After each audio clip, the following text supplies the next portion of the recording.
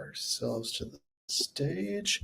And hey, we're on live, but we have to get in the right position. Hey, everybody, this is Richard Duane, and I'm sorry we started a little bit late today, but and that is entirely my fault because I went to the wrong NYU building after Sharang gave me very clear and explicit directions to get to the NYU Games Center. I'm here with one of my favorite human beings on the planet, Sharang Biswas. Richard is one of my, you know what I'm going to say? Oldest friends in New York. I'm not even the actual oldest friend in New York. The actual oldest friend is like 1 year older than me. He's actually about 82. 20 years older than you. Hi, I'm Richard Duane, and this is Wizard Killers, and I am here today with Sharang Biswas of the NYU Game Center. And we are really excited to talk today live from the NYU Game Center, where it took us a lot of time to get set up. But Sharang was really great and helpful.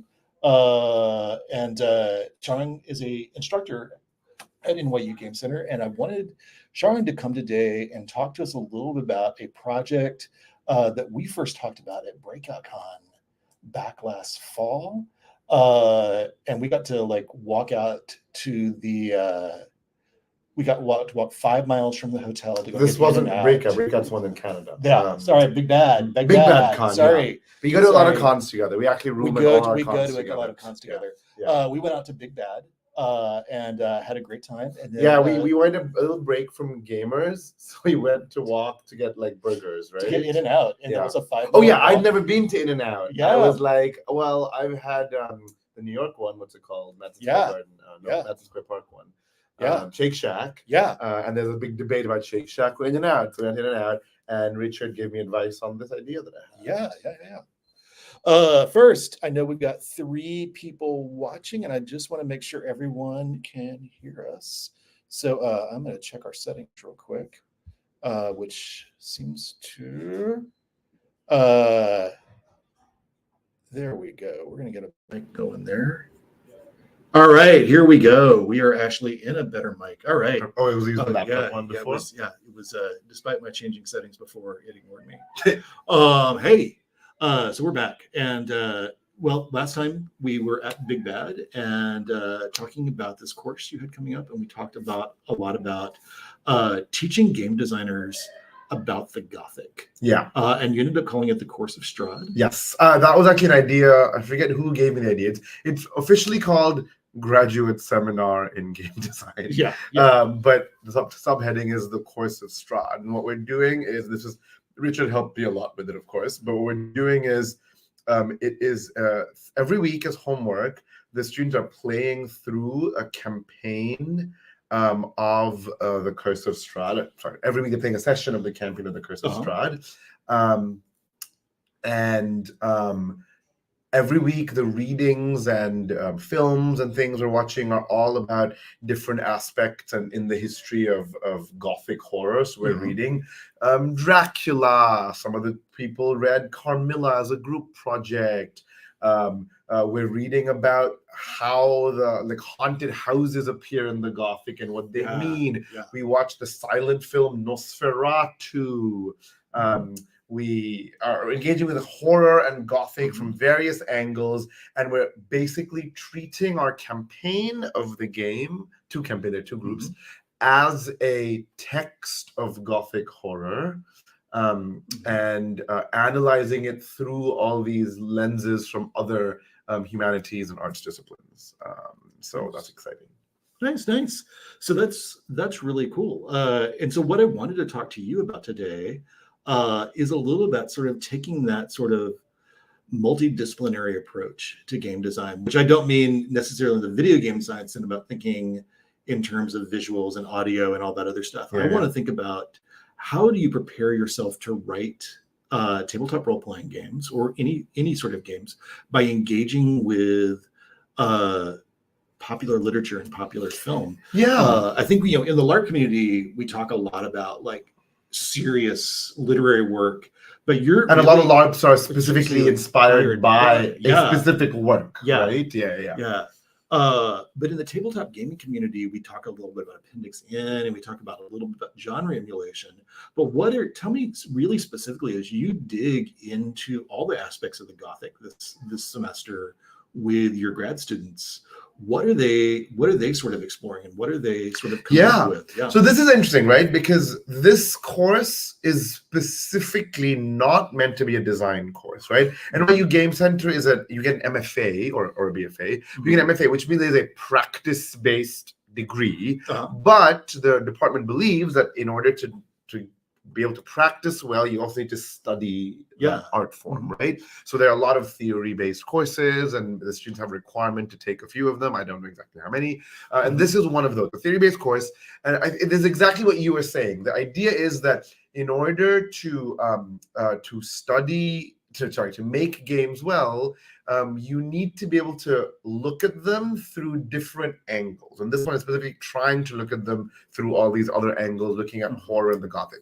And for me, it's interesting because I don't think I've made many like explicitly horror games, right? The elements I've put in that you could think of as horror, I've written like modules for the game that have elements of horror. So it was actually, the secret of being a professor, when you post a new course and you create a new course, part of it is because you're excited to study it yourself, right? I hadn't watched the 1920s Nosferatu. I hadn't watched the 1930s Dracula. I read bits of the book Dracula. I hadn't read the full book. I played Curse of Strahd more than once, and I played horror games. But this is, I think, the most interesting aspect, like what are we studying? At the end, each student is like writing a small paper looking at a very different aspect, and we've looked at we've looked at everything from the queerness of the monstrous figure in media as an area of study to very specific game design things.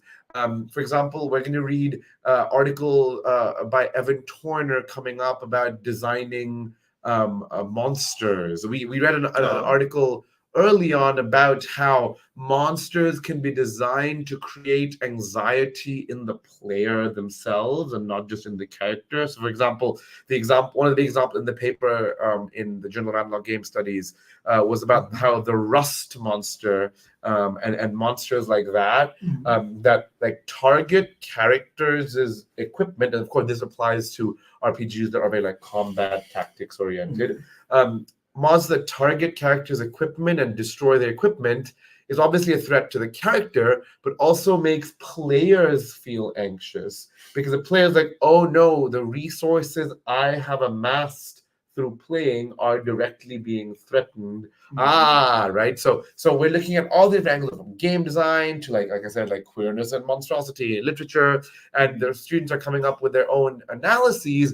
Hopefully, because again, it's an MFA program. Hopefully, by studying these and by thinking deeply about these ideas of horror and what Curse of Strahd does, this will inform their design when they work on other kinds of games. And that's the hope. That's the hope of all education, right? Like everything you learn will somehow swirl around and inform your work in some way, right? So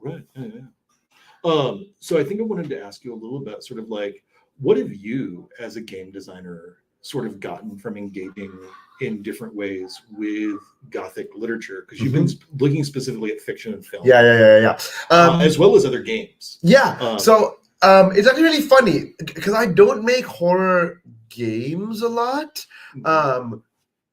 When I read fiction, the Gothic stuff actually comes more into my like analysis of games versus my like design of games, right? So like I've been inspired by all kinds of things I can talk about today that inspire my game design work. When it comes to Gothic itself, for example, I'm a huge fan of Bluebeard's Bride, right? In fact, if you look at the Wikipedia page of Bluebeard's Bride, someone cited one of my articles in which I discuss it in the official Wikipedia page, where I'm like, and one of my proudest moments is when Whitney Beltran, one of the three designers of Bluebeard's Bride, at a previous Big Bad Con, not the one we just mentioned, recommended to folks that they take the game GM'd by me.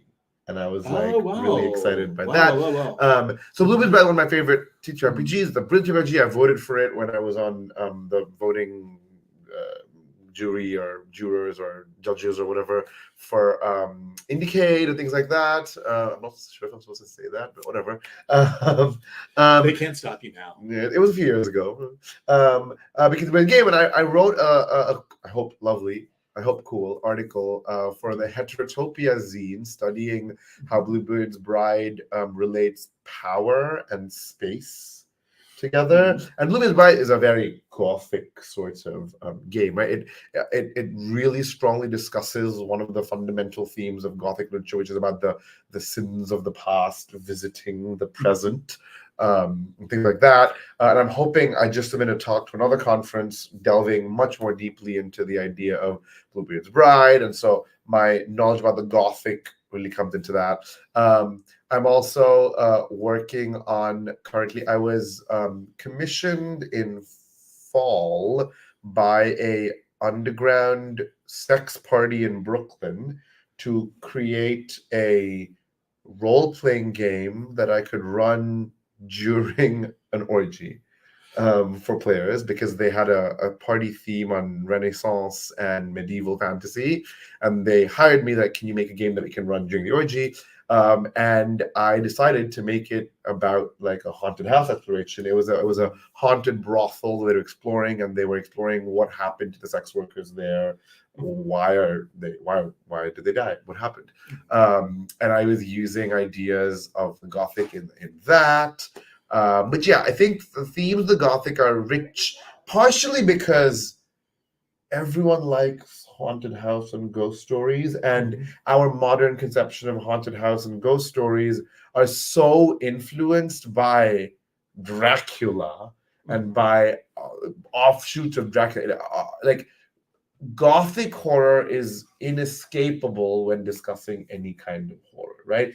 Even unknown cosmic horror, which is another subgenre, you could argue, is influenced by Gothic horror, right? It is Dracula is one of the most influential stories in the history of English language, which I think is really, really interesting and really cool. And so, like, horror, which is a very popular genre, is inescapably and inextricably tied to Gothic. So knowing a bit about it is cool. And now that I've been teaching this course and doing, as you all know, and a professor teaches a new course, they do a lot of study, a lot of which was actually inspired. It was recommended by Richard. He gave me a lot of inspiration, and watch this movie, read this thing.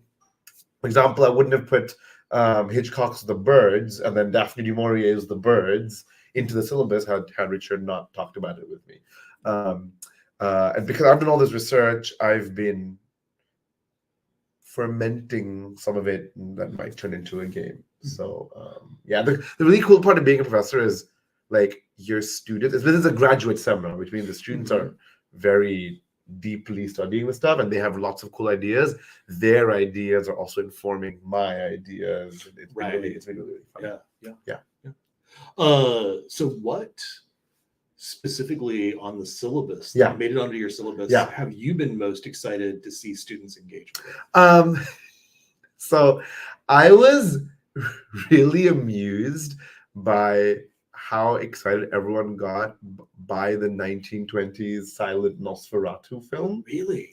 Yeah. So Nosferatu itself, when I approached the course, I was like, okay, everyone knows about this film. It's very famous. It inspired a lot of stuff. It's very influential. I'm going to put it in, but I hadn't watched when I was conceiving the course. I watched it when I was preparing for the course. And I learned about it when I was preparing for the course. Because remember, I also told my students, remember, guys, I am not a subject matter expert in this, because I'm not a historian of games. I'm not really a scholar of games. I'm a designer of games, but I bring in scholarship to inform my work, right? So I was learning a lot when I was prepping for the course. I'm still learning as I'm teaching the course. And it's a fascinating movie. It's also the kind of movie that I, as a, millennial, and I'm not a film person. I enjoy movies, but I'm not a film person, right? I would not have watched the movie or even particularly paid attention to the movie had it not been for the course, right? Similarly with the 1930s Dracula, because I'm not a film person, I would have been like, why would you watch this? But preparing this course, thinking and forcing myself to think about this thing made me enjoy the movie a lot more, right?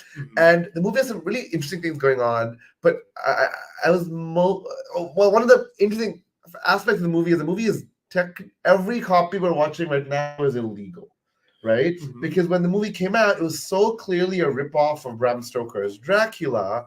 The Stoker estate sued because they're like, you're copying our intellectual property, successfully got a court order for all the copies to be destroyed. This is for Nosferatu. This is for Nosferatu.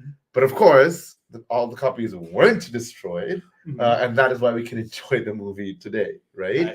So that's already the history of it is fascinating.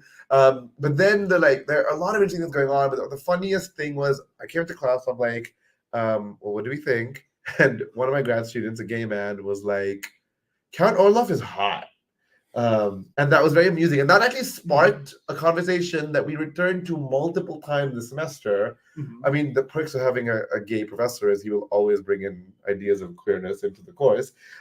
We talked a lot about like monstrosity and queerness and what attracts us to this and gender and what does it mean that the woman was sitting and looking longingly out to the sea. Was she actually waiting for her husband?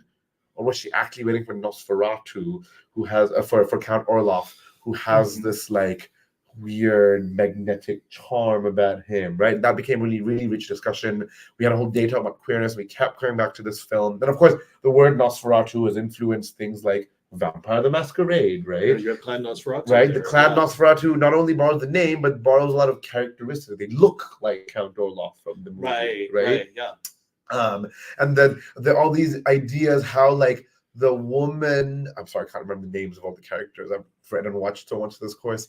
The woman has to kind of like sacrifice herself, give herself up to defeat Nosferatu. And we were drawing parallels to the Curse of Strahd and the character of Tatiana, who is this like object of desire and by the count, right? We talk about how do we represent women in these horror stories about damsels in distress or figures of power and things like, does a character like Buffy, who is a badass woman, does it actually represent feminism, or is it a very certain specific masculinized kind of white feminism?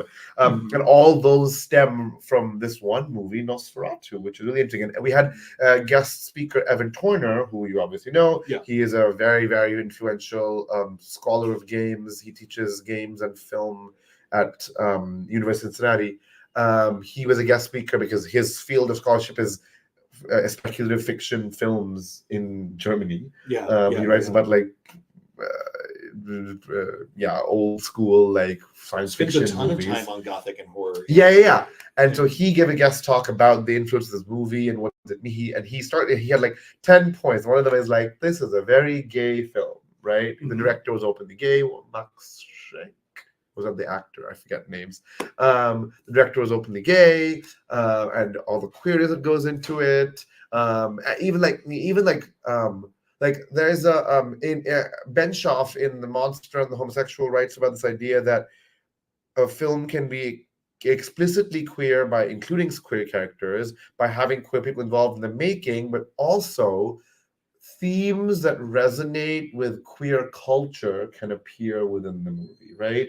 And there are lots of arguments about like how monster movies are about otherized individuals. And in fact, many old school monster movies tend to have a scene where a hetero couple about to be in a clinch or about to hook up or something are interrupted by the monstrous arrival, which in a sense you can read as the monster disrupting heteronormative activity. Right. And so and then these movies aren't about the couple, they're about the monster disrupting them. So we watch these movies for the queer figure, for the monster figure, for the otherized figure, right? And again, Nosferatu really brought that in. About there's a bit where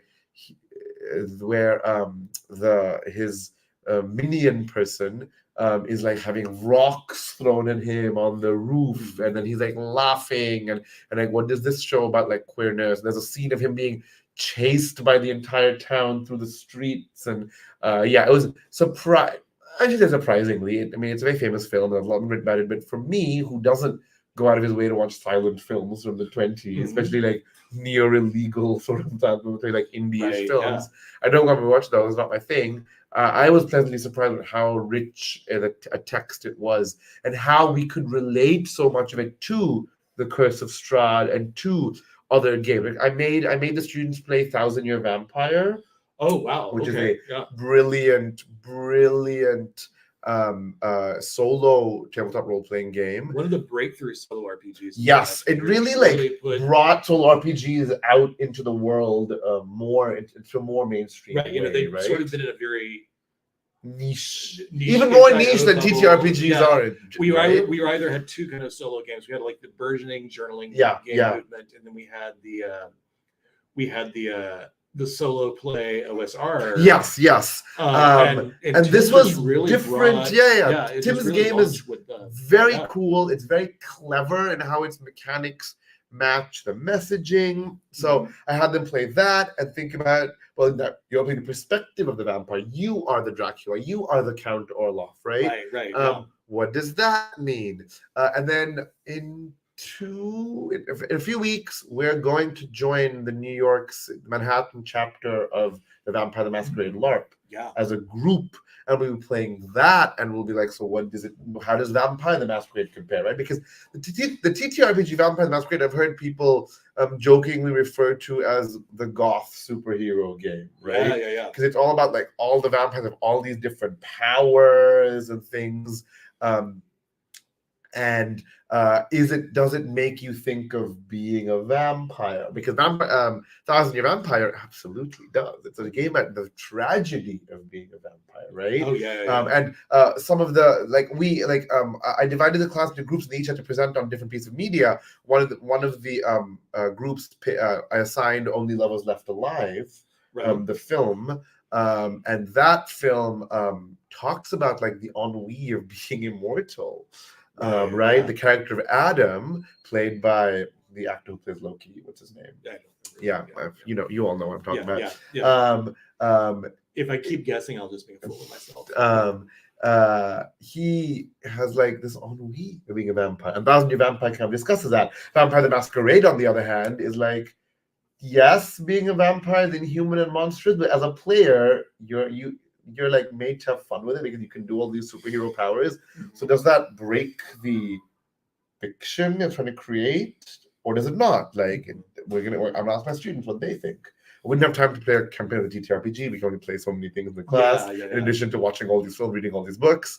But yeah, so I think that's really interesting. Of course, Dracula is like the seminal sort of text, right? Because that's where we draw so much of our.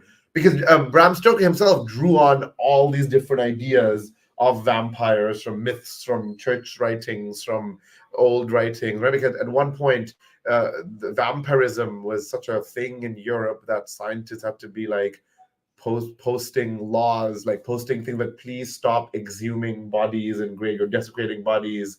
They're not vampires, right? So all this writing existed, and Bram Stoker drew on all these different ideas to make the figure of Dracula, and also just the fear of being buried alive was very present in the 19th century. There was a growing awareness that people were actually and like because at this time, so many innocent people were thought to be monstrous. For some, like all the people who thought to be real because they had like those hairy palms and various illnesses, or like any woman who people didn't like just turned into a witch. Like you are now a witch, right? And then you were tortured, so you would admit to anything, right? And so all these things contributed to this like hysteria at one point about vampires, about the dead rising to like claim the living and transform them into themselves. So those are some of the like texts that we're drawing on in this course. I'm very curious to see if you will find that trend holds up in the Vampire LARP. My experience as a player of both the early editions of Vampire and the LARP was the play experience was radically different. I have a little experience with the TTRPG. I played the Requiem, I think, a mini campaign, and I played a session or two of V5. And I played one session of the LARP at Gen Con when we went together, 2016. Yeah. Actually excited to go again this year. Yeah, they felt very different. And also means an older style of LARP. Mind's Eye Theater is a different kind of LARP. But then, of course, there are newer LARP, like in End of the Line, which happened. I don't remember when it happened. I think when I first heard of it, it happened in New Orleans, which was a one-night vampire LARP held in a former club.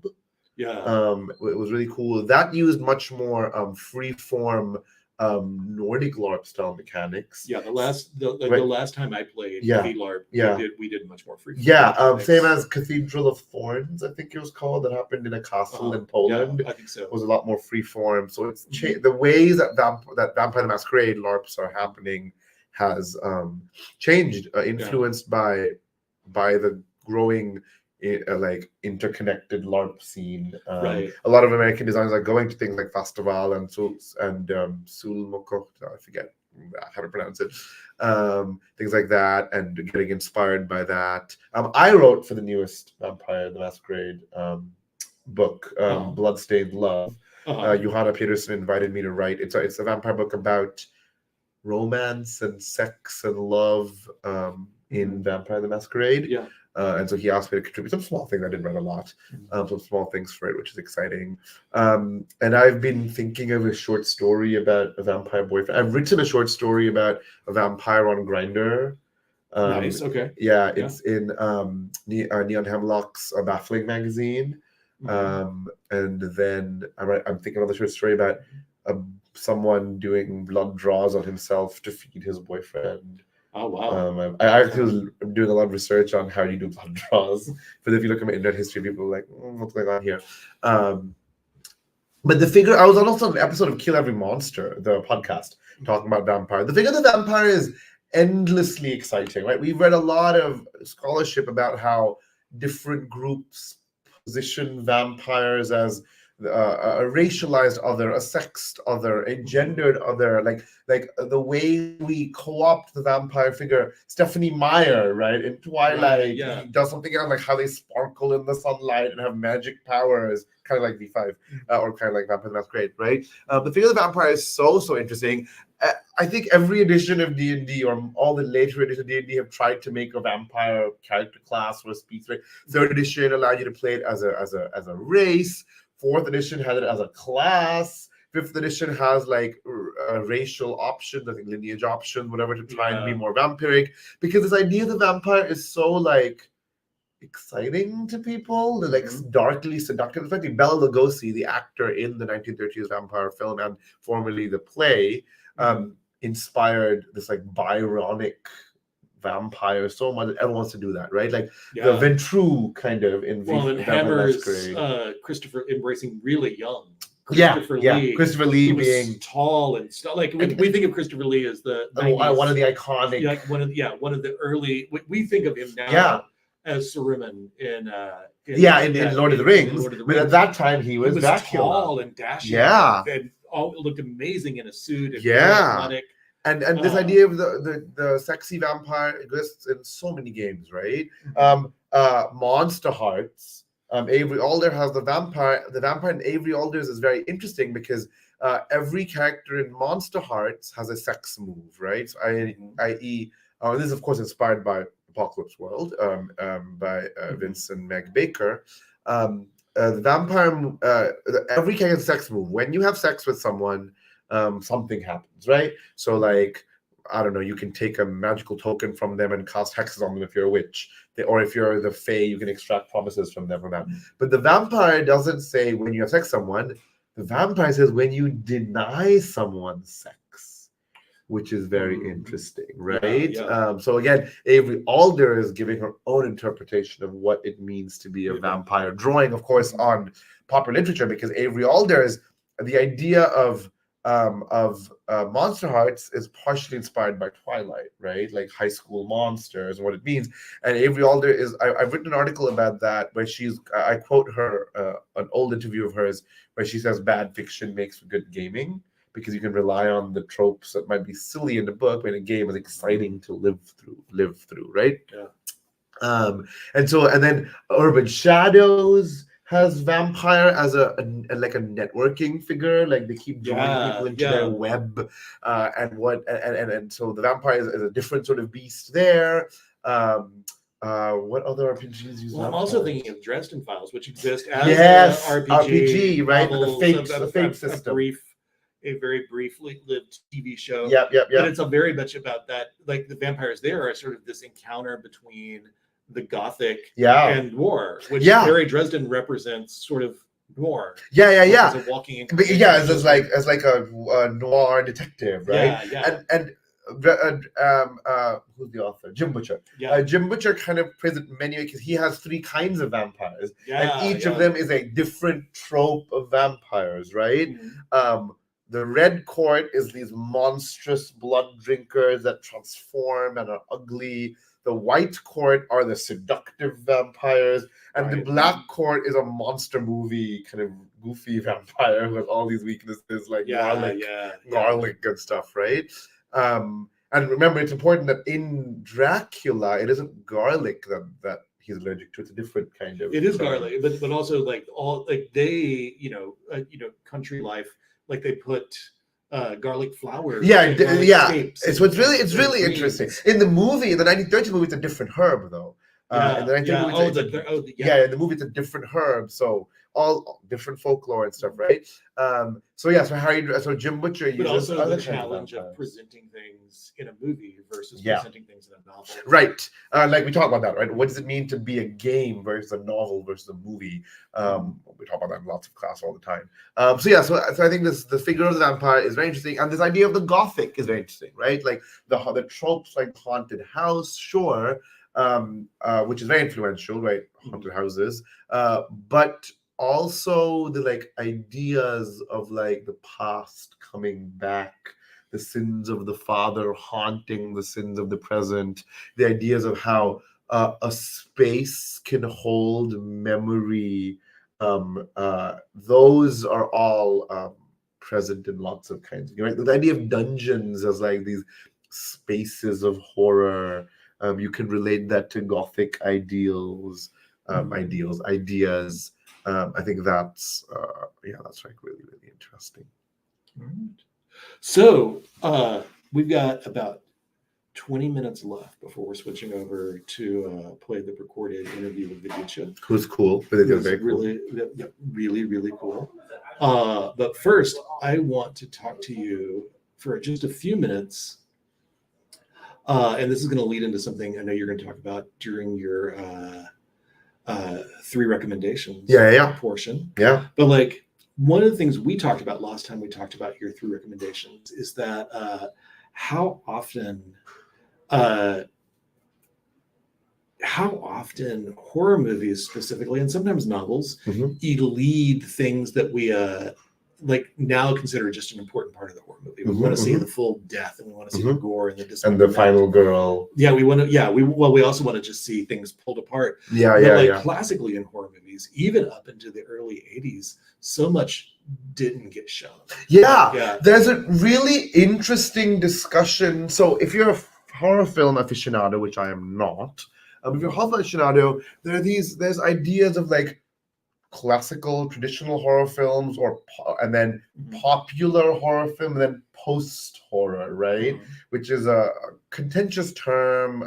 Different scholars like talk about the idea, but the idea of like art films that are horror films, or like really indie interesting horror films, like The Babadook, right? Or It Follows and things like that.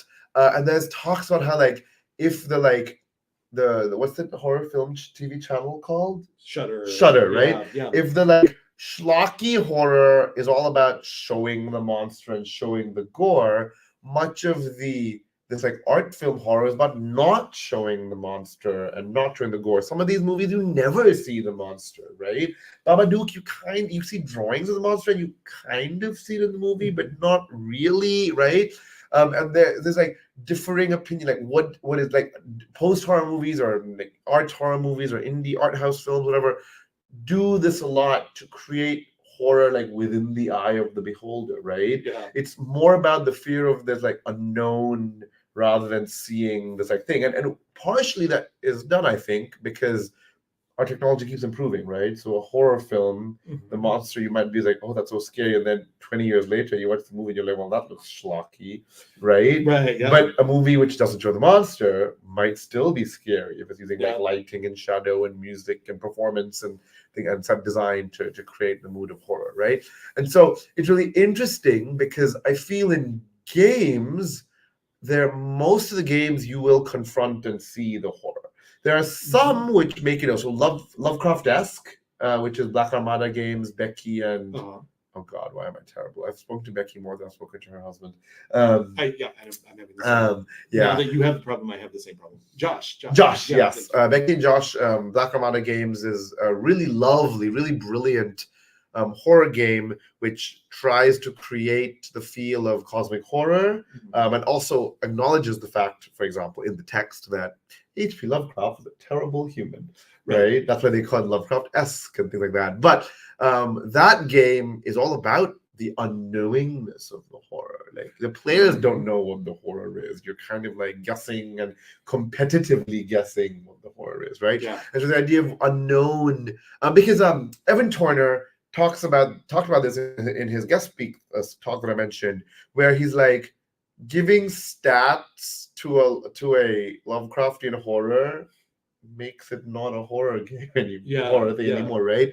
Like as soon as you know the stats of a Shoggoth and it's a monster you can shoot, right? It's not unknown horrific anymore. So there is so much power in not knowing, and I haven't seen that many games which use unknown horror so much, and I think we should do more of that. Maybe I'll do that because I'm thinking about the ideas of Gothic and horror, because so much power resides in you creating in your own head what is horrific and what can scare you and things like that, right? I heard this. I heard Naomi Clark, who's current chair of NYU Game Center, talk about this, but I think she was citing Frank Lance, the former chair, and Avery Alder, who I mentioned earlier, designer of Monster Hearts, which talk about the idea of the fruitful void in games. The things you don't explicitly mention, the things you circle, are sometimes the most important part of the game because the players fill that gap, that void, with their own fruit.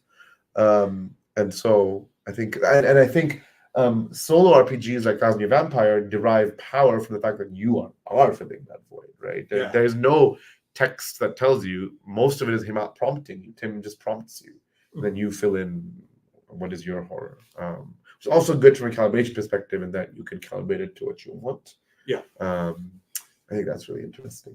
Yeah, I think that's fascinating, especially in relation to, there's a classic Ray Bradbury talking about somebody who wrote at much like Lovecraft wrote at the like areas adjacent to Gothic.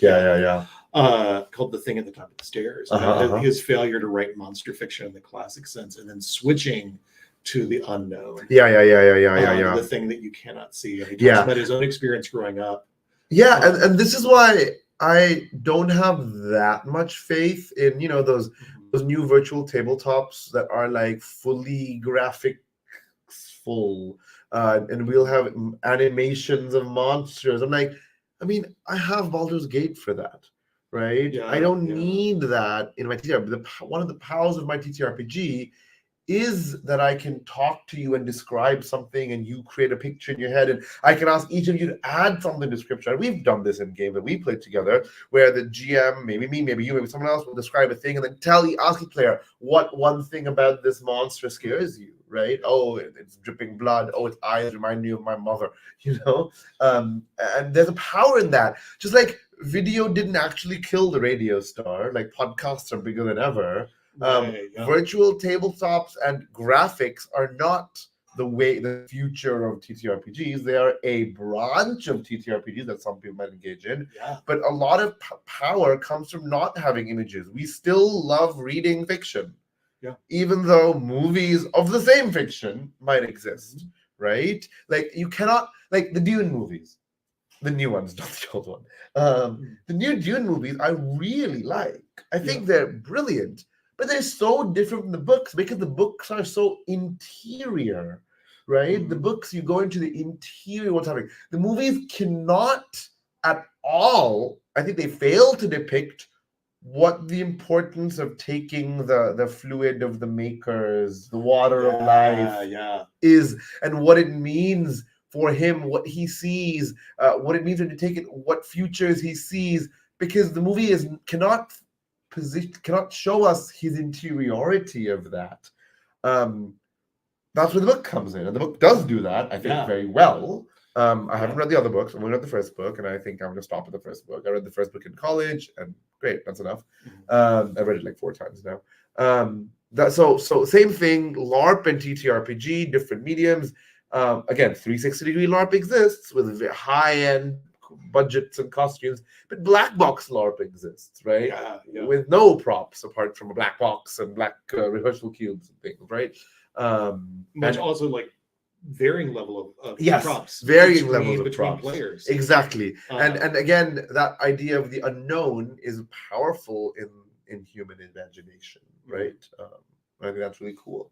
Because it's through there that we form ideas and association, because my imagining of a certain story is very different from yours, and because we bring in our own life experiences, right? You have a very different upbringing from me, and that informs how you interpret text, which is lovely, right?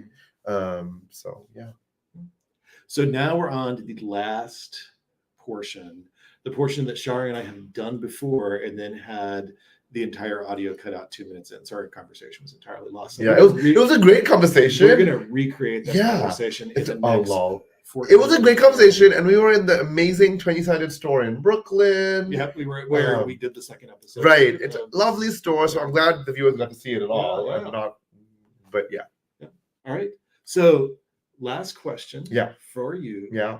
3 recommendations you think game designers of media at all that you think game designers should be paying attention to.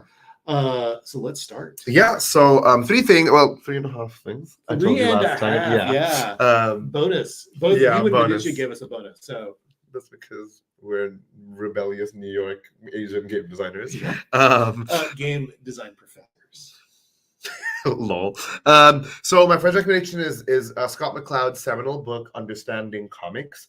It's a brilliant book. It's a book doing like a academic, it's not peer reviewed, but it's doing an academic sort of study of comics in comic form. The entire book it is also very accessible. I know we say very accessible. And I know we say it's academic, but that is academic in that it is a very in-depth analysis. It's not a peer reviewed text, right? Sam Delaney talked about the fact that this was a pretty strong semiotic introduction to just basic. And I highly recommend it to any artist of any kind, right? Not just game designers, any film people, fashion people, anyone, right? There are a lot of concepts in there that you can use and give. I gave a talk about this once in 2020, one of the online cons. I talk about the idea of how he has a whole chapter on framing scenes, which is very, very valuable. He has ideas of abstraction, which are very interesting.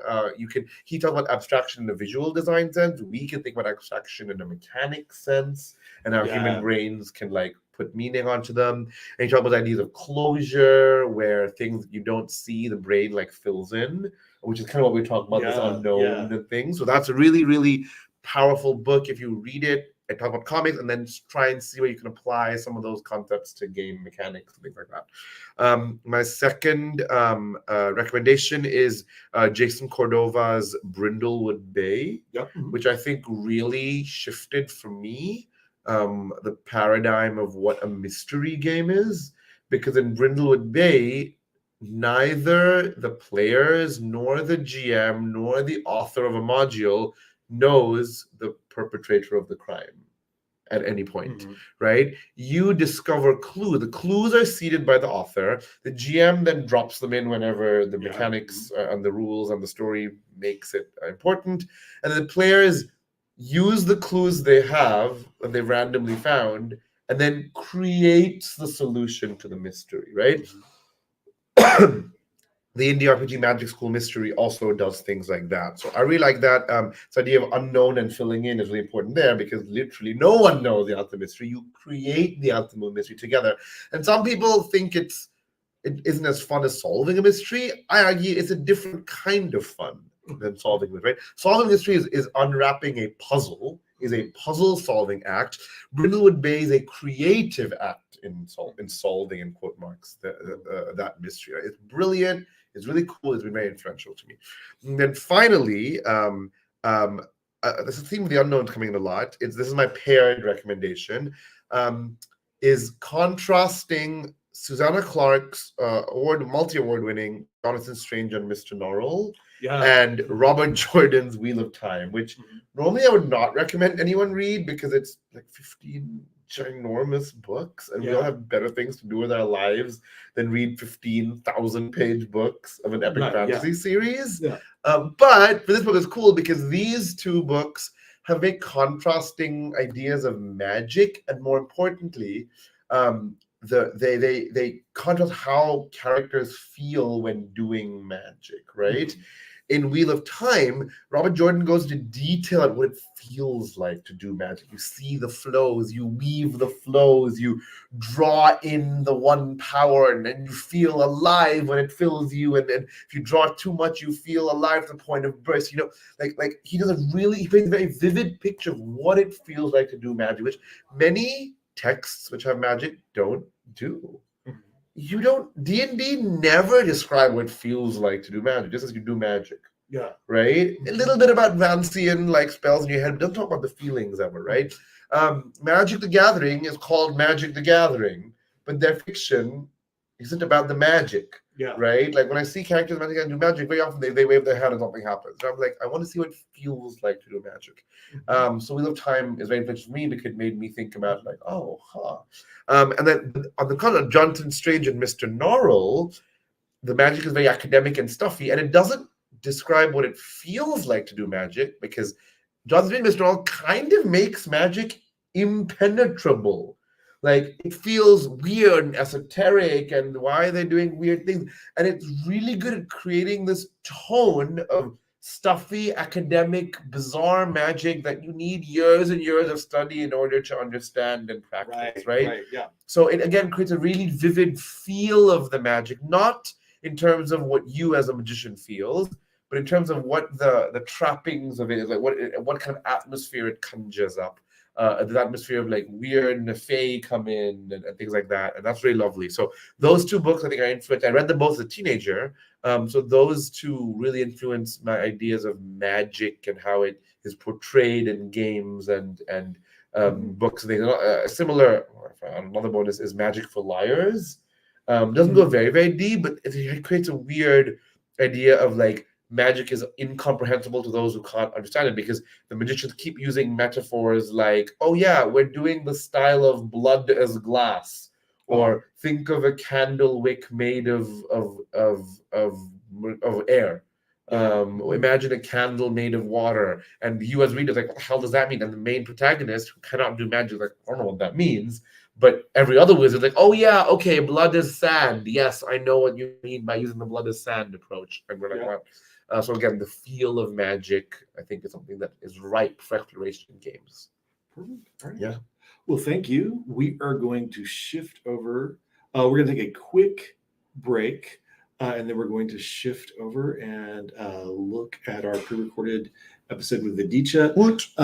And Viditya's recording is a little echoey, and this audio may actually be echoey. We did not get a chance to sound check this room. We're not equipped to sound check things.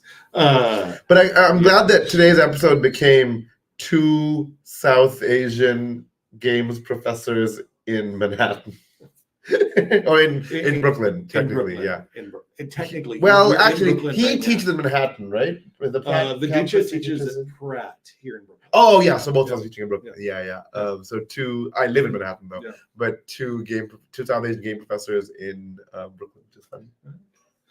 Well, I am going to switch over now, but we're going to we're just going to wave. In the Tony Vicente tradition. And then we're going to, but thank you. Thank you for having me, and thank you, audience, for the gift of your attention. All right. We're going to wave as we go out. Bye.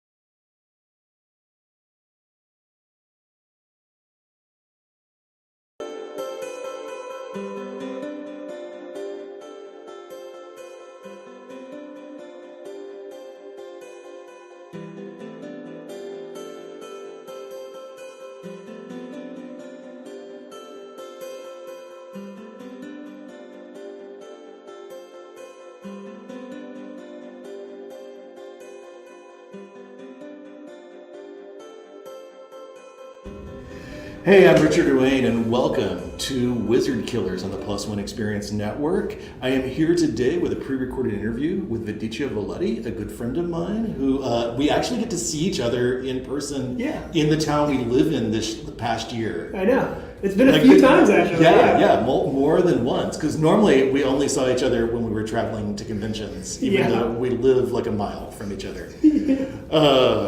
Hey, welcome to Wizard Killers. Yeah, thank you for having me. So today I specifically asked you on because the live interview is going to be with Sharang Biswas of the NYU Game Center, and we're going to be recording there on Tuesday live.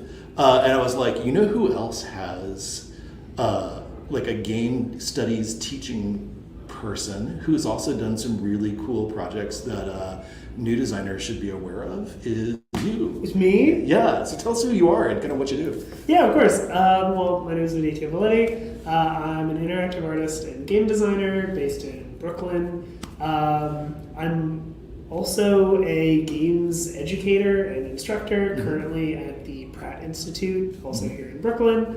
I'm teaching like undergraduate game arts department, and I've taught like a narrative design class, and I'm currently teaching a level design class. Oh, nice.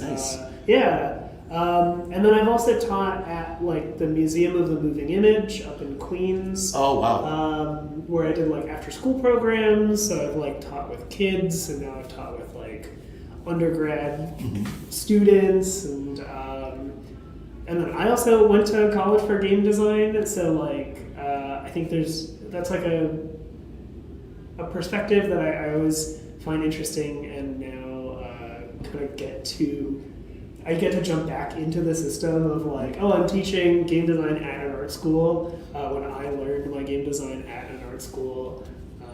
That's really cool. Yeah, I don't know.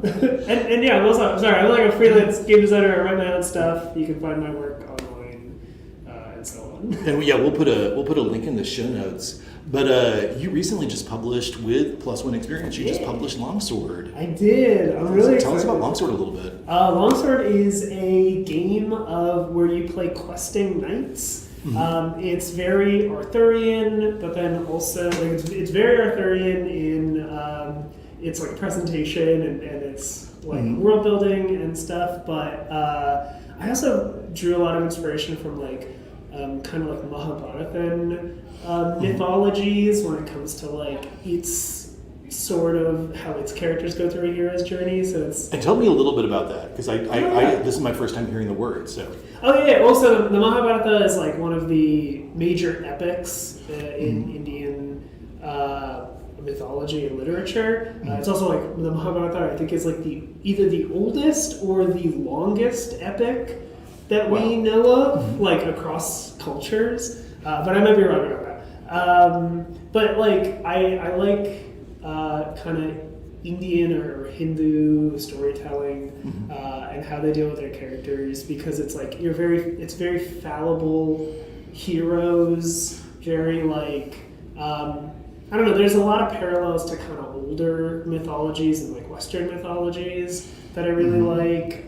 This idea of like your destiny is set in stone often. Like a lot of our heroes are like, they know when they're going to die and how they're going to die, or like they know, oh, I will have to, like I'm destined to win this fight, but I'm also destined to lose this one. And it's a lot of like wrangling destiny and accepting it and trying to fight against it and so on, that I just find really fascinating. And so I kind of threw that into like the questing knight's tale of like, I don't know. Also, Longsword kind of came out after I had watched the I think it was after I watched The Green Knight, but The Green Knight very much also influenced it in this like, he's like running away from a destiny and so on. How do you challenge it and how do you meet it? And so that's kind of like a big part of it is like, all right, you're telling these small stories about these knights, but then, it's kind of about it's a little bit about both the journey, it's a little bit about the destination, it's all that kind of in between. That's really cool, because I feel like in fantasy we get into the mode of trying to create heroes who are just morally upright all the time by the moral code that we impose on them, and they're very rarely flailing and failing, and they very rarely confront their privilege that allows them to flail and fail. We see that a lot in chivalric romances in the West. So, and we see it goes back to Greek mythology. We see the gods in Greek mythology. So it's really cool that that's another kind of pattern that you like, another kind of source or inspiration. You I really love it. I mean, I'm always like, I don't know, polytheism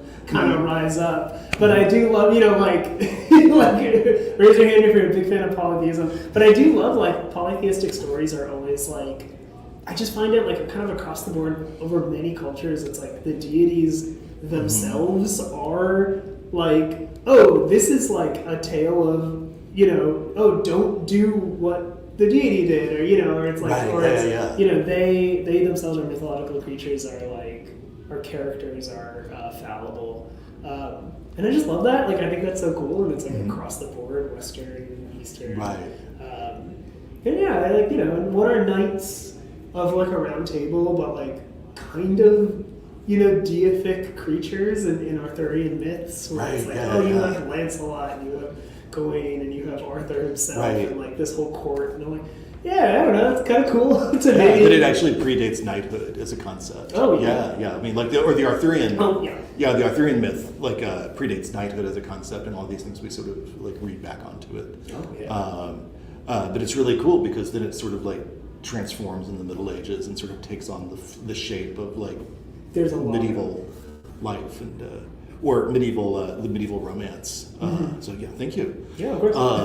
So we're here today because last summer you and I did a workshop with a bunch of really cool people like Mary Jurgescu and Ray Olson and Tony Vicinda about Tony, the owner of this network, or the co-owner of this network. I was just listening. Shout out Tony. We can't forget Tony. On zine making, and you did a really cool kind of little workshop that sort of guides you through making a zine. And we had talked before you brought this out. We had spent a lot of time talking to people about really thinking about your space, and that involves thinking about your audience and what you really want to communicate with the game. And that sometimes that means you can't write a game for every single particular audience. Like you may need to really focus on new role players, or you may need to really focus on experienced role players, because you don't have room to go like, oh, if this is your thing, then think about it this way, or if this is like with 32 pages, you've got to really kind of like think towards your space. Yeah, that like the 2 pages that takes up a like, what is an RPG? This is your first RPG. Like that can actually be like real. Yeah, especially at 5.5 and 8 by 8.5. Like page size or trim size, depending on the visual designer you're working with, that can be a lot of that can take up a lot of space. So you did this really great little zine called Blank World, and I thought it would be really fun to walk through Blank World, and we won't be able to fill it in, I don't think, without me lunging across, but we'll see if we want to do that to the keyboard. But I really just kind of wanted to walk through this cute little, cool little game that you can grab on Viditya's itch page, right? Yeah. Just vidityavoleti.itch.io. Yeah. Easy, simple. Nice. And that'll be in our kind of show notes when we air this. So we're going to just start with Blank World shows a sort of like a homage to PBTA, Foundations in Apocalypse World. But this is actually, it uses something inspired by the polygon system. Am I saying that correct? Or the polyhedral? I can't remember if it's polyhedral or polygon. Sorry to Chris and everybody at 9th level that I've forgotten the name of the system. This is sort of inspired by the work of Chris O'Neill and others at 9th level games on that system. And but shout out to them for kind of giving us these mechanics that were kind of the base of this. But you get a basic sort of simple title page. Yeah. I will say, I was like, what should I name this? Like, fill in the blank something. And that real like kind of homage to the Apocalypse World PBTA thing. Yeah. I was like, I never actually made, like, I don't really make PBTA games for like a whole reason myself, and I just thought it was like funny. I was like, yeah, you know what? Like, I remember it. I remember not being a part of that community, but like now going back and seeing like, oh, like, hey, I'm looking for this kind of a game, and it's just like, you want a PBTA sci-fi game? Here's Space World, and here's you know, literally Dungeon World, and all these. And I'm like, I don't know. I just thought it was very funny. Yeah, that's really cool. Yeah. So I'm going to scan down in our little viewer here, and I apologize that I did not line up the viewer perfectly, so we have a little bit of black space on or gray space on the side. So if you are a perfectionist, this is probably not the show for you. How dare you? I know, really. I just got to be honest with people. So let's kind of back up. If you were making this today, what would, like, if you were filling in this blank world today, what would be the title? Ooh, fill in the blank world. Oh god, what would be the thing? Actually, you know what? I've been thinking about supers a lot. I don't know. I've been thinking about supers. I'm having little conversations about supers games.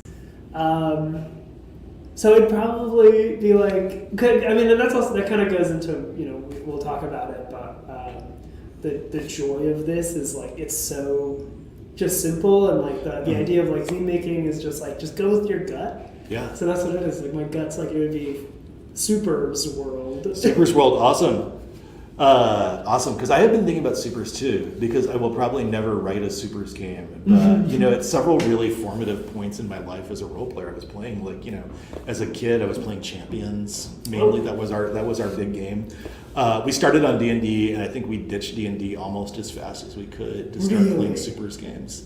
And I could not give you like a deep theoretical reason why we did, but we started with villains and vigilantes, and then we landed on champions. It was the one we kept going back to. I mean, that's kind of the medium, right? And I no longer want to do algebra recreationally, but I had a blast as a kid playing champions, and did not realize I was doing algebra recreationally at the time because I was having so much fun. That's all I know about old school supers games, is that they cared a lot about whether Batman could beat up Superman. Yeah. It was all... It was like, can Batman beat up Superman? Well, how many points did Batman dump into his power pool? Yeah. So let's get over to stats. Yeah. This is going to be a supers game. What are the 3 stats? And is this going to be like... Well, I guess... emotion stats, or is this going to be power stats? Like, is this going to be like, here's your fire stat, and here's your punching stat, and here's your kicking stat, or is this going to be like, here's your aggression stat and your compassion stat? Like, where are we going with this? I don't know. I mean, this will just turn into a conversation about superhero games. Yeah. But like, we're here for conversations about superhero games. I mean, that's really the, and that's why it's been on my brain. I've been talking to. Shout out to my friend Kevin Nguyen, fellow game designer, incredible person. But we've just been talking about supers games, and specifically like, it's like, I don't know. Like, do I want to worry about powers? Like, am I playing this so that I'm like, I kitted out Wolverine, but he's also got super speed? But did you didn't really get Wolverine because you integrated the claws. Like power he was born with, and not one that was added onto him via surgery. That's right. My bad. Now we're getting into it.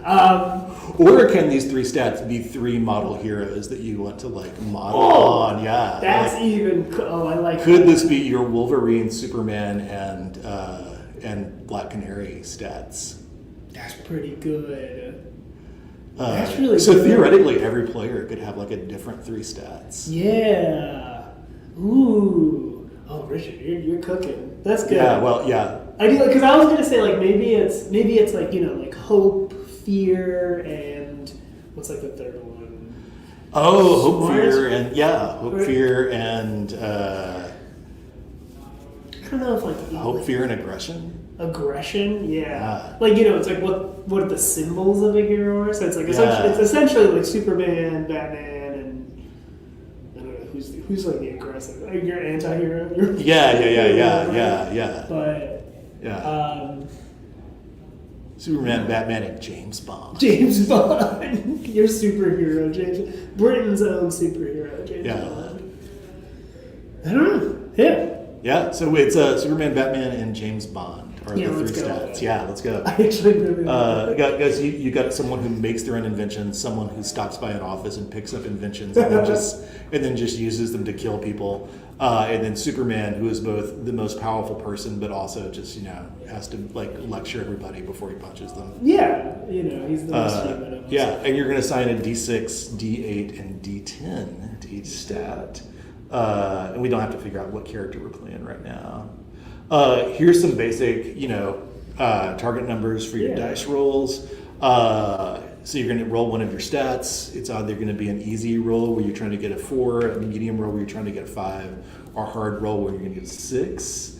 It's kind of cool because that means that your lowest stat can't make medium or hard rolls successfully correct. Yeah. It's supposed to be, I think I actually changed it.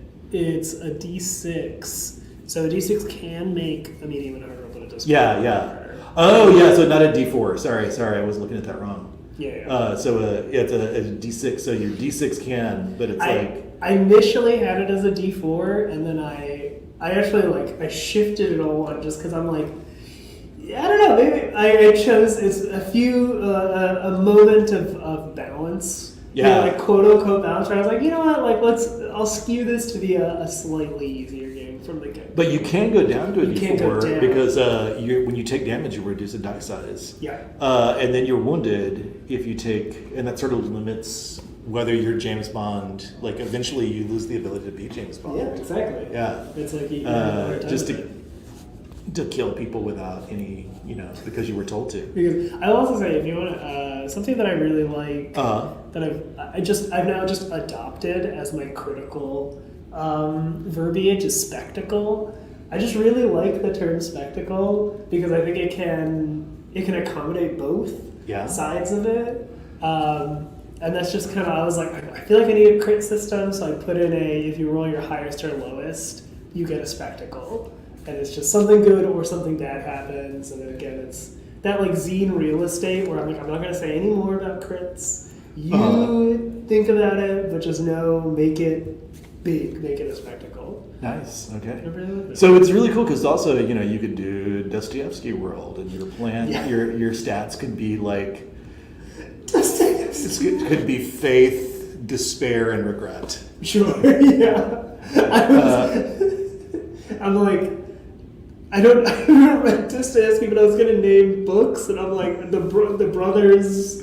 Karamazov, yeah. That's them, right? Yeah. War and Peace? Is that Dostoevsky? That's Tolstoy. I knew that was the trap. I mean, The Idiot and Crime and Punishment. Crime and Punishment. And then I'm going to not embarrass myself by trying to name off Dostoevsky novels when I can't think of. Shout out to my friend Kat Raman, who wrote the 19th century broader literature chapter in the expansion book for Good Society, who long said that you could not run a game set in based on a Dostoevsky novel, and then proved herself wrong by doing it last winter. That's incredible. Also, just shout out to everybody involved, Story Brewers and everybody involved in Good Society, my absolute favorite freeform game in existence. Skills help in tough situations, and you can give players a list of skills here. Mm-hmm. And so you're going to give them 8, and they're going to pick or roll for 2. Yep. So in Super's world. Super's world. What are the 8 skills? Okay. So now we're getting into, I think, are these powers or are these abilities? So you could have blasting rays as a skill. skill. Yeah. Yeah. Both Superman and Batman, in various reasons, have blasting rays. So, I see that. Very good terminology there. Yeah. Blasting rays, I feel like we could do super strength. I mean, that's a simple one. Yeah. Our physiological based one. So maybe it's super strength, super speed. Yeah. Those kill 2. I don't know. your ability to make stuff, right? So it's like I don't want to say just crafting, but Right. you're like an Iron Man type guy. Right. You're Batman, where you just make things. You could also do skills that like sort of like are more ethereal, not like really like a learned thing, but you could do something like like Deus Ex Machina as a skill, As a skill. like so that you have like, or you can call it Gail Simone from The Machine. Yeah. Yeah. So Gail Simone comes in and writes your character out of trouble. That's what it is. Yeah. Yeah. And that's a skill you could have. I do really Yeah. like there's like a meta skill to Yeah. it. That's just like friends as a skill. Oh, nice. Yeah. You always have a friend who comes in and saves you. Against Batman's grouchy nature, he always has a friend. He always has a friend. Yeah. You know? Always has a pal. That's good. That's good. He tries to sell himself as unlikable, but his list of friends goes against that. Yeah. He has parties. Yeah, he has parties. People come. Not just as Bruce Wayne. And then you have a world filled with stuff. This could be special equipment, and again on this one, you're like come up with 10 pieces of equipment. Yeah. And you're going to roll twice. And this could be you could shift that to connections or. I do like that. Yeah. Maybe. Yeah. I feel like for a supers game filled with stuff people find they can use, maybe. Yeah, maybe it's more like I like the idea of like connections, utilities. So you could have like a vehicle. I think is also. Oh pretty yeah, different. yeah. But then also I can imagine like guy in a chair. Yeah. Like as one of the things that you have. Like an Overwatch person. Like an Overwatch person. Yeah. Like you could have an Oracle behind you. Speaking of Gail Simone. Yes. Yeah. Yeah. So. Gail Simone, return my calls. Okay. Come on, get on the show. And we're gonna go down special things. Weird and unique things. Magic spells, body mods, rare mech suits, anything like that. That could be like your hyped up vehicle. Yeah. Like this is I think where you might have your skills that determine your superpowers, but this is like oh, I am powerful. This is like your special. signature thing. The Bat Cave or the Batmobile or the Fortress of Solitude. Yeah, I think like your elite private school in Westchester County. I mean, it could also be like these are the super like OP superpowers. Oh yeah, that's true. Yeah, this is like maybe one of the special things is just like. Was it like the regenerative factor? James Bond could have Q. He has, you have gadget guy. Regenerative, ultra stuff that like doesn't fit anywhere else on the like sort of mechanics continuum could really go into special things. And then there's guidelines for the GM putting together threats, and you could use the threat sheet. And you have a threat number. What else? Exactly, like a target number. So it would max out at 6. This one works like the threats work like tunnel goons. Yeah. Where it's like you set a number, but that also counts as its health. So right. So there's sort of a death spiral for death spiral for players because as you take health, your powers go down, or your abilities go down. But there's also a death spiral for enemies because they become they get easier to every successful attack. I feel like as whatever generation of game design you and I are in, that we are the death spiral generation. We love it. I feel like we're the first generation of game designers to be like, we love death spirals. Give us death spirals. Yeah, they're just good. It's just simple. I mean, it's like because I have heard game designers I like and respect say like, oh, death spirals, no one likes those. I'm like, me, come on, please give me death spirals. Well, I do kind of need. I think but it goes into the like if I can get it back up. Yeah. Feels great. Like it's like it's going down. Yeah, it's going down. I'm almost gone, and then you can bump it up. Yeah, and then it feels good. Like come on. Yeah. It's really, because I think, it's really great for a lot of kinds of horror and a lot of kinds of suspense and thrillers where like things just get harder the more you just put yourself out there to get beat up. I mean, I'll say the thing that made me really love the Death Spiral was it's Adam Vass's World Champ Game Co. He introduced me to it. I forgot the name of the game. But you're like a band going to a show. And like shit goes wrong on the way there. But it's essentially the Dread die from, I think, from Trophy. From Trophy, yeah. That's what it is, yeah. Where that's when I fell in love with it, where I'm like, oh, it's just this die that you roll that slowly ticks down. Yeah. And then you're like, it's going bad. I'm gonna die. It's also part of Traveler, which I know Nate drew from a lot when putting together Tunnel Guns. Like the basic 2d6 versus the target number is very sort of like as old as Traveler, and that Death Spiral, because all damage goes straight to your stats, and that brings your modifiers down. That brings your ability to do things down. Traveler. Yeah. So we're the Traveler generation. Sorry. I've just named us. I've named the generation. The Traveler generation. You're the Traveler generation. The Death Spiral generation. And I'm way older. But I only came back to game design a few years ago. So well, no, that's the thing. We're considered the same generation. Yeah. So I have gray hair, and Viditya dies. And I die. Extensively. And then what's the plot? Yeah. And then that's and like a true. This is like the true fill in the blank of it all. Yeah. It's like very Mad Libsy. This is the one that like I like this, but I don't know. We can talk about mechanics and various things kind of influencing the types of stories, but like this to me is the page that I like.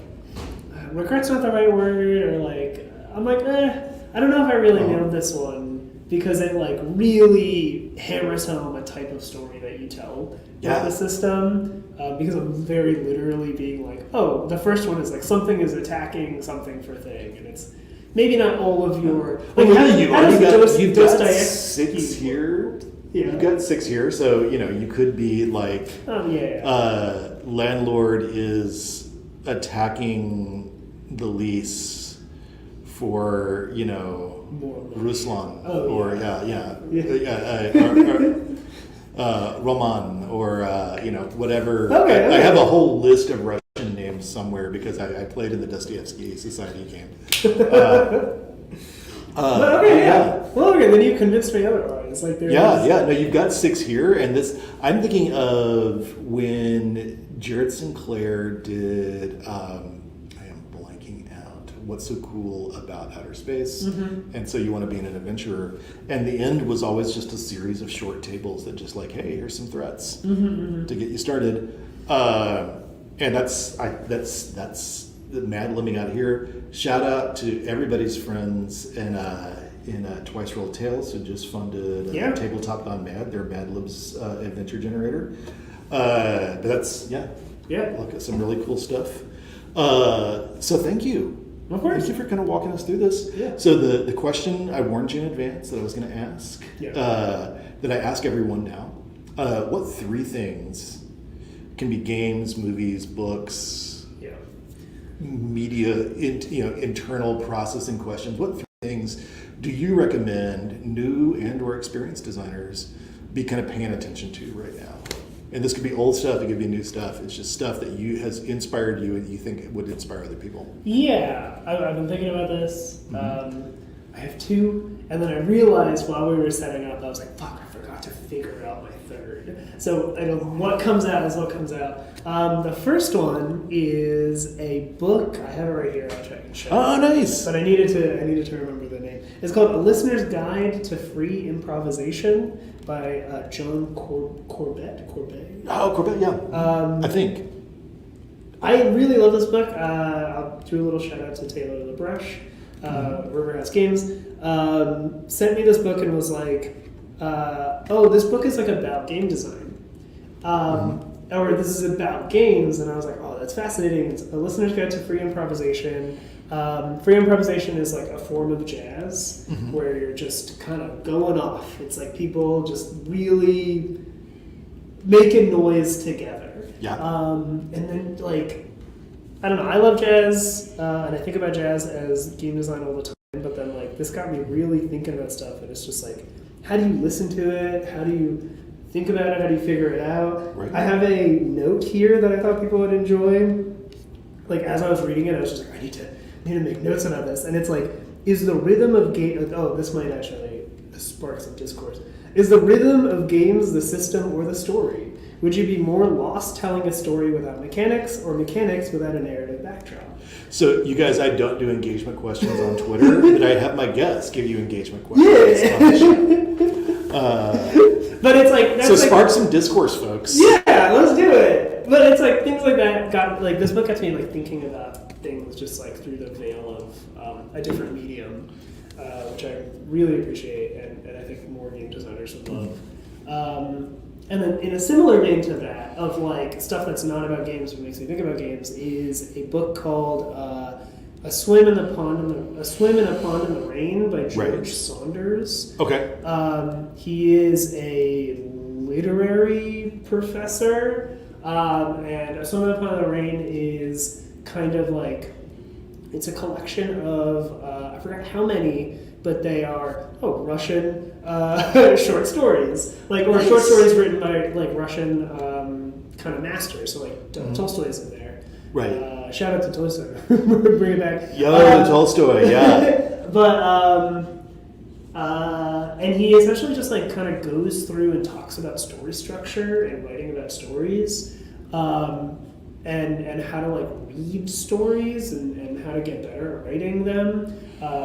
But it was like a book that I was told to talk about. Like it was a part of a given curriculum to me for narrative design. Oh, wow. And this is like a narrative design for like video game developers in the college.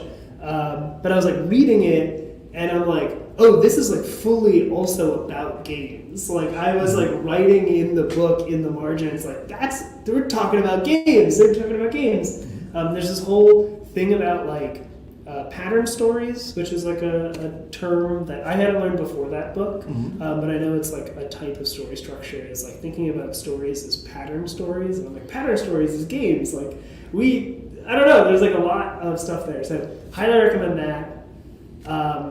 So just like two ways to look at game design through critical lenses of other mediums, right? So just finding the parallels I really love. And the third one is, again, I'm like, I was like, do I do a game? I haven't mentioned a game yet. Do I actually have mentioned a game that I think people should look at? Should I go back to some other form? I don't know. It's all books. I'm going to go with the first thing that came to mind.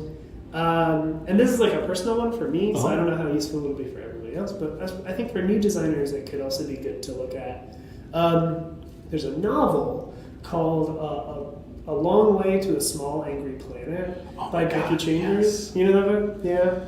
Oh my God, I love that. It's like, so to me, like that was really important to me because I read it when I was beginning to make role-playing games and I was really diving into it. And I read this book, and I'm like, there's like, it feels incorrect to say this, but there's not a lot of like plot necessarily. It's very, like, her writing is very episodic with these beautiful through lines that are just powerful through lines, but the events are very episodic. The events are very episodic. It's like there is some grander story-ish in the background, but like it's all about characters. It's all about this like these characters and how they grow and how they evolve, and it really just like showed me where I was like, oh, I can like, there are stories, and I was just like really rooted in like, I love like heavy plot things. I'm a big fan of like there is a story structure, and you know, like there's acts, and you gotta,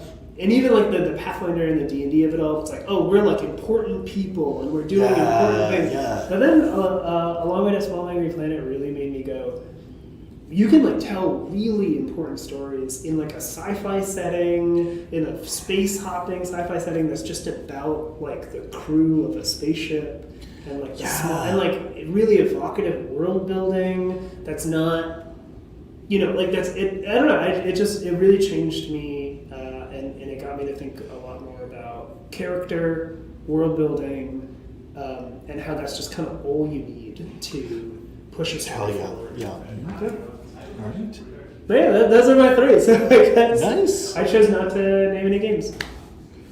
How dare you? I know.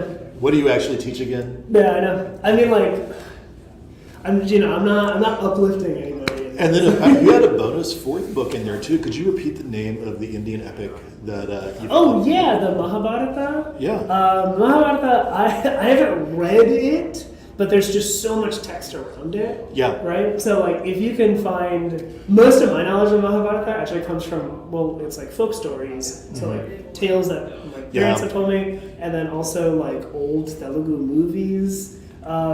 That are really good and interesting, but then you can just find stories about the Mahabharata like everywhere. Yeah. So you should. I don't know. It's cool. It's cool to just find mythology outside of what you're used to. All right. Well, thank you so much, and thanks for being on the show. And we're going to wave for a few seconds. The thing that Tony taught us to do. And I am Richard Duane, and this is Viditya Voleti, and we are signing off. Goodbye.